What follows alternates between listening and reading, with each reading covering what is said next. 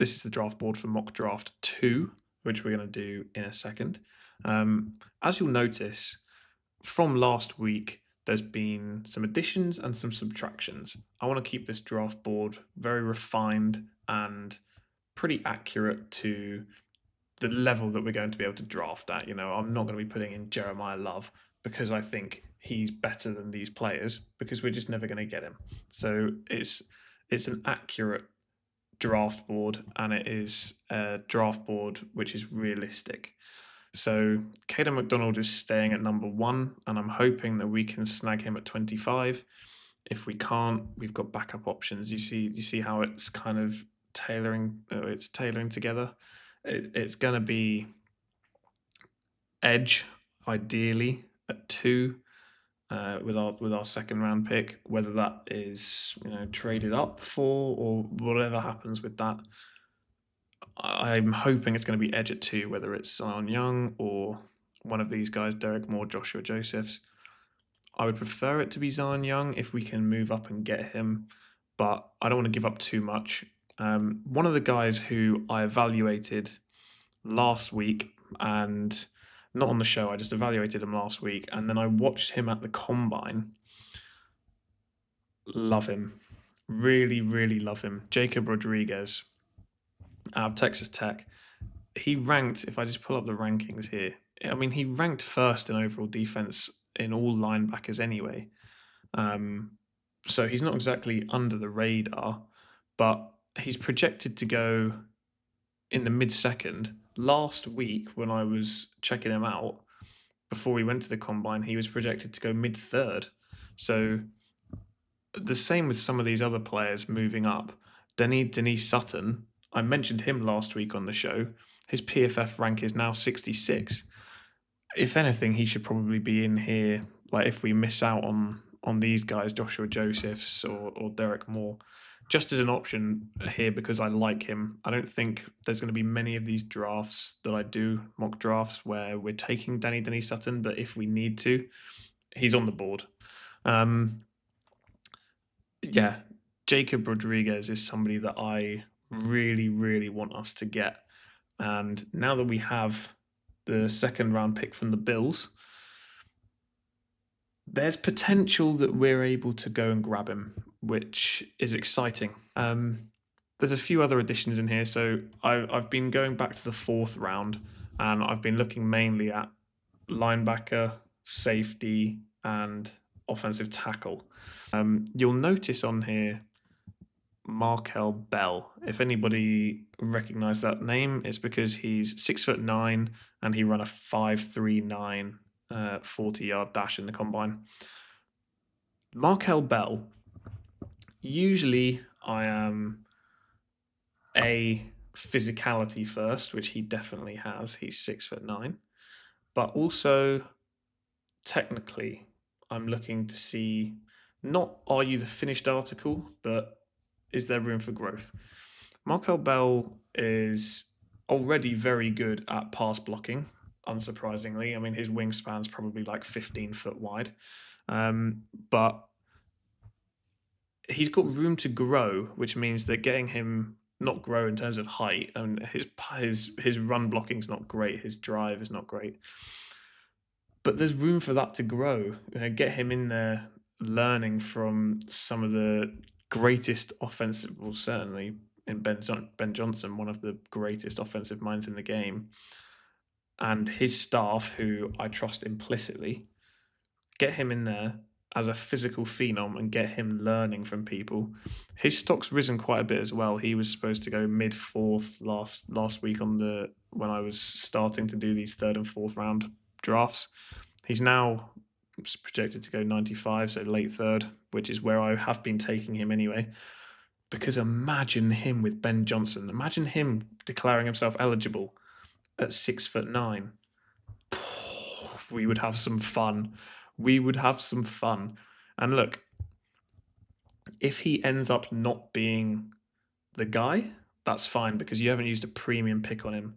Ozzy Trapillo's coming back towards the end of the year. I just think he has potential to be an absolute freak and a phenom. And I just know that Ben Johnson's going to have some great fun with an absolute monster offensive tackle. Why not pick him? Why not pick him? If we've got a bit more draft capital in this draft, certainly if we get those 2 third-round compensatory picks for Ian Cunningham, look at Markel Bell and just think about what he would do with Ben Johnson. So I've covered all the positions here except from safety. I've got 2 safeties on the board. I've got Zakee Wheatley here and somebody who I'm really, really interested in, Michael, I'm going to go for it, Taaffe. No idea how close that is to his name. All I've done is had a look at some of his numbers. These safeties, I'm thinking late third, early fourth. So I haven't had a chance to watch tape on him yet. But everything about him is so consistent. It's just all consistent, and it's like at a good level. You're playing some very good teams here, and he's just. I mean, look, he had a little bit of a rough patch here, but overall, he doesn't really seem to have much of a weakness. Run defense is his weakest PFF grade, but from a safety, I'm not expecting him to be. I'm not expecting that to be his prime job. I'm looking more at his coverage grade, which is near 90. He can get involved in blitz packages. He can fill gaps, tackling. Like I'm really high on certainly on these numbers. I'll have to get into the tape soon on him. And the other guy that I'm looking at as safety as well is Zakee Wheatley. Again, what do I like? I like physicality and consistency. Look at how consistent he is. He's played almost every game. No massive drop off. There's value to be had in this draft. The deeper you look into the draft, you find these players and you think he could be somebody that could really make a difference for us. Okay, so let's get into the Bear Witness mock draft 2. We're going to go to 4 rounds with the same settings that we had on last week. What you're not going to see in probably any of these drafts is me trading up. I'm just not a fan of it. Keldrick Folk has fallen. He's fallen. Akeem Mesidor's there as well. Look, it's probably a bit boring, but Caden McDonald's my guy at the moment. Keldrick Folk being there is certainly an interesting wrench in the operation, but I think that just means that other edge rushers are going to fall further. I'm going to stick with Caden McDonald. We need interior. We need run stopping. We have to focus on that and not get distracted by players that drop. If insane value had dropped, then maybe I would have considered it. But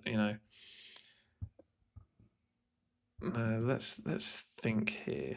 Let's think. So,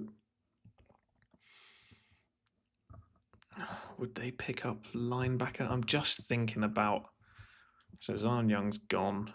We've got our guy. Is Jacob Rodriguez in there? I'm going to make this trade with next year's. Oh, come on. Give us. Blimey. We're not playing ball. Who are you going to take? Goodness sake. Never mind. We're not. How has that happened? Okay. Well, we're not getting him. That's okay. I wanted to go edge here anyway. That's annoying. That's probably why they wouldn't trade. They knew that I wanted to pick him. Derek Moore is my highest valued edge still on the board. So we're going to go Derek Moore. And I know, again, it's the same as last week, but I like these guys. They're solid picks for us. I'm just thinking who's going early third. Should we have a quick look at the board? So we're done with these guys now. We're looking safeties and tackles. So Zakee Wheatley. Markel Bell's supposed to go 95. I'd quite like to pick him up. I think, look, Taffy is going to be there. I feel like I'm butchering his name, by the way. But Taffy is going to be there in the 4th regardless. Do we go tackle 3rd? I think maybe we do. 3rd round tackle.